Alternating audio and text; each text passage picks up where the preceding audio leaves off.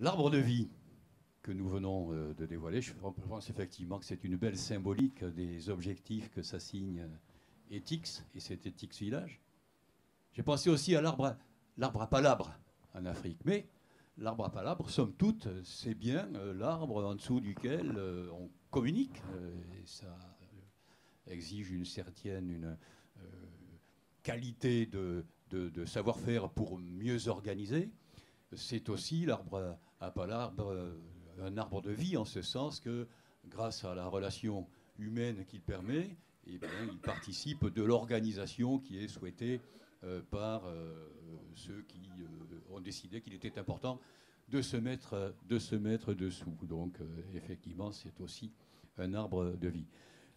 Juste quelques mots quand même avec ma casquette de maire de Blagnac ancien et en tant que vice-président de la métropole.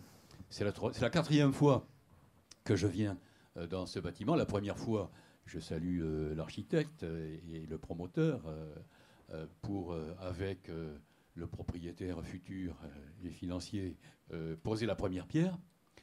Et j'ai eu le bonheur d'y revenir par deux fois. Je ne sais plus dans quel ordre, en tout cas, c'était une fois avec mes amis du Cercle Doc, où tu avais présenté avec tes collaborateurs les objectifs que s'assigne ETICS, et une fois aussi où tu recevais les journalistes. J'y vois quelques occasions de te faire un petit clin d'œil, plus spécifiquement blagnacais, mais aussi métropolitain. ETICS, si j'ai bien lu les petites fiches que l'on m'a données, ETICS est né il y a 20 ans. J'étais déjà maire, mais j'ai démarré comme maire. Donc tu as pris naissance, somme toute, au moment où moi, j'étais dans la démarche initiatique de la responsabilité du maire de Blagnac. Ce bâtiment, vous l'appelez ETICS Village.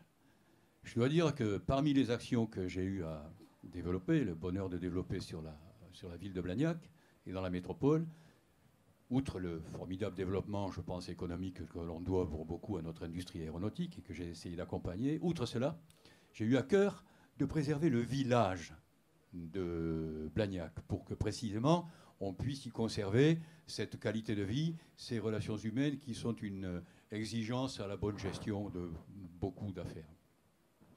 Et la troisième raison, mais ça j'ai eu l'occasion de vous le dire et de te le dire, c'est que si Toulouse Métropole compte une dizaine, exactement 5 pépinières et 4 hôtels d'entreprise, il n'y en a pas sur Blagnac.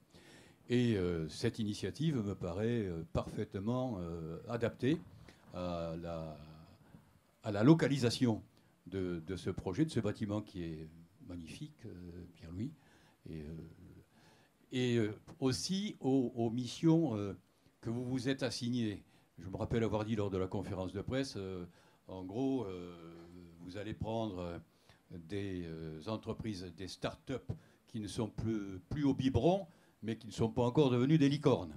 Je le redis, parce que c'est une initiative, je crois, dans le projet que vous nourrissez, qui va participer à faire maturer un certain nombre d'initiatives créatives et innovantes, on l'espère, sur des secteurs évidemment que je souhaite aéronautiques et pourquoi pas spatiaux, même si la géographie des activités industrielles spatiales, c'est plutôt de l'autre côté de la métropole toulousaine. Tu ne m'en voudras pas, Georges, du point de vue géographique, c'est quand même une réalité.